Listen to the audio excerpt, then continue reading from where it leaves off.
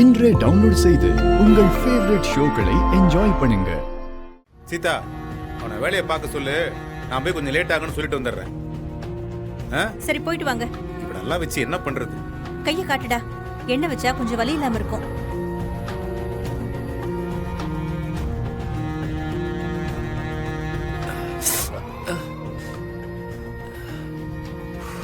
டேய், என்ன தாண்டா ஆச்சு? டேய் ரவி, என்ன ஆச்சுன்னு சொல்லுடா. ஏன்டா அழற?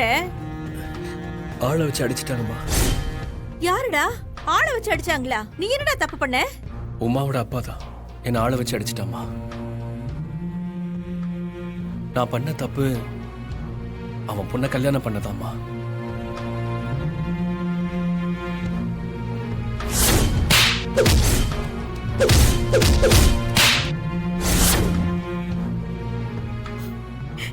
இருந்தாலும் யாராச்சும் சொந்த மருமகனை இப்படி போட்டு அடிப்பாங்களா? நேத்து அவன் பொண்ணு அடிச்சா, இன்னைக்கு அவன் அப்பா அடிக்கிறான். சரி சரி விடுறா. இப்போதைக்கு இதை பத்தி எதுவும் யோசிக்காம இரு. அப்புறமா பாத்துக்கலாம், சரியா? அப்பா கிட்ட எதுவும் சொல்லிடாதடா, ரொம்ப வருத்தப்படுவாரு. ரெண்டே 2 பொருள் தான் வாங்கிட்டு வர சொன்னேன். அதுலயே உன்னை மறந்துட்டு வந்திருக்கிற. அப்பா ஒரு நிமிஷம், இதை போய் வாங்கிட்டு வந்துடுறேன்ப்பா. எல்லாத்துக்கும் இப்படிதான் ஒவ்வொரு தடையும் ஓடிட்டு இருப்பியா? இல்லப்பா, நான் போய் வாங்கிட்டு வந்துடுறேன்ப்பா. ஆமா, நீ கிழிச்ச. இந்த பாரு, இன்னும் 2-3 பொருள் வாங்க வேண்டியது இருக்கு. இரு, நானும் உன் கூட வர்றேன். சீதா, என்னங்க? நான் இவனை கையோட கடைக்கு கூப்பிட்டு போயிட்டு இன்னும் 2-3 பொருள்லாம் வாங்க வேண்டியது இருக்கு. அதெல்லாம் வாங்கிட்டு வந்துடுறேன். போயிட்டு வா. பாத்து போயிட்டு வாடா. டேய் வாடா.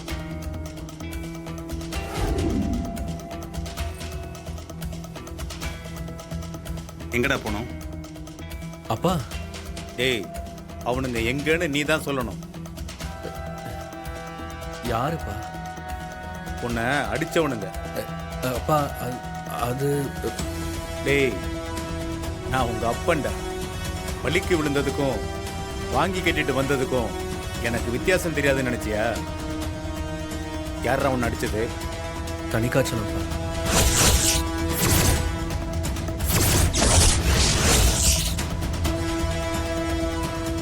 டேய் உட்கார்ற. அப்பா வேணாப்பா.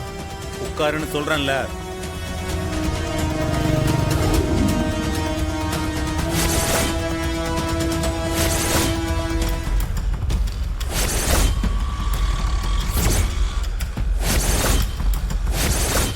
உன் குடும்பத்துல வாயில சொன்னா எவனும் கேட்கறதே இல்ல.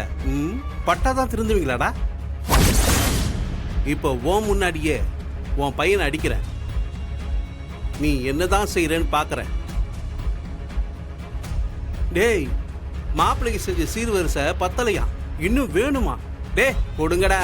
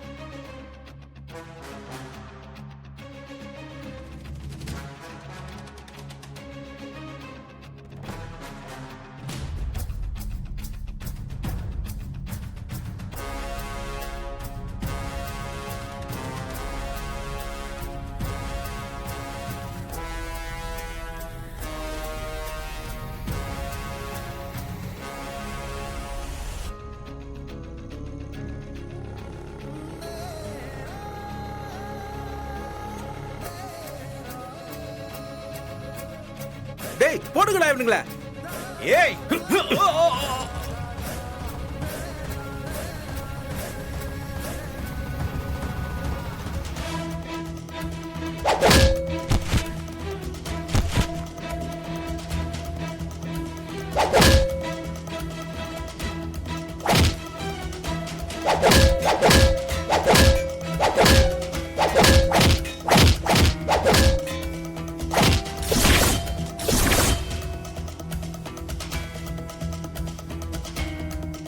சபதி, என்ன விட்டுருங்க சபதி. அடிக்காதீங்க சபதி, அடிக்காதீங்க சபதி. சபதி விட்டுருங்க சபதி. அடிக்காதீங்க சம்பந்தி. என்னடா அவன் என்ன அடிச்சா யாரும் கேட்காத அனாதை பையன் நினைச்சியா? அப்படிலாம் இல்ல சம்பந்தி. என் பையன்டா. நான் அவனை அடிப்பேன், மிதிப்பேன், என்ன வேணாலும் பண்ணுவேன்டா. அதை எவனும் கேட்க கூடாது. ஆனா என் பையனை எவனாவது அடிச்சா நான் கேட்பேன்டா. கேட்கறது மட்டும் இல்ல, கொன்னுடுவேன்.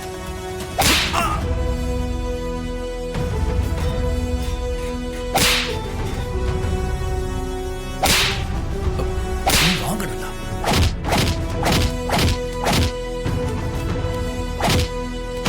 சம்பந்தி என்ன விட்டுருங்க சம்பந்தி. அடிக்காதீங்க ஏய். சம்பந்தி. கொன்னுடுவேன், கொன்னு. அப்பா வாட்ச். டேய் விட்றா. விட்றாங்கற விட்றா. இந்தாங்கண்ணே. கொன்னுடுவேன் சொன்னேன். ஜாக்கிரதை.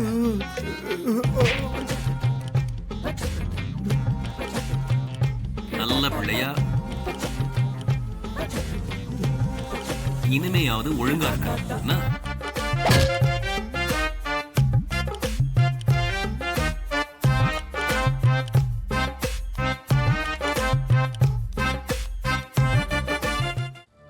தான் மேல விழுற அடி எங்க தான் குடும்பத்து மேல விழுந்துருமோங்கிற பயம்தான்.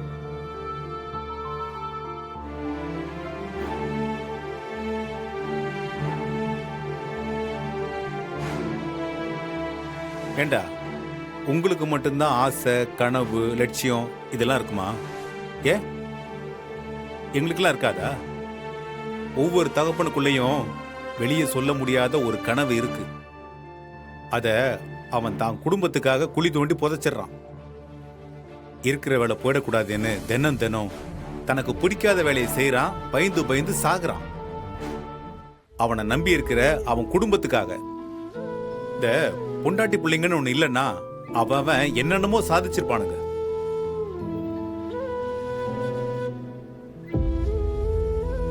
அப்பேற்பட்ட தகப்பனுங்களுக்கு இந்த பிள்ளைங்க பெருசான உடனே கொடுக்கிற பேரு உதவாக்காரன். எங்க அப்பன் எந்த வேலைக்கும் லாய்க்கு இல்லாதவன். எங்க அப்பன் ஒரு கோழை. எங்க அப்பனுக்கு எதையும் உருப்படியா பண்ண வராது. எங்க அப்பன் ஒரு தண்டச்சோறு. அதானடா?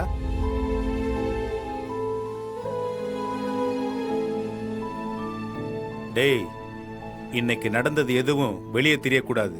யாருக்கும் தெரியக்கூடாது. புரியுதா? ம் சரிப்பா. உன் மாமனார் சொன்னானே எவங்கிட்டயும் சொல்லக்கூடாதுன்னு. இதுக்கு அந்த அர்த்தம் கிடையாது. முக்கியமா உங்க அம்மாவுக்கு தெரியக்கூடாது. ம் நான் சொல்ல மாட்டேன். ம்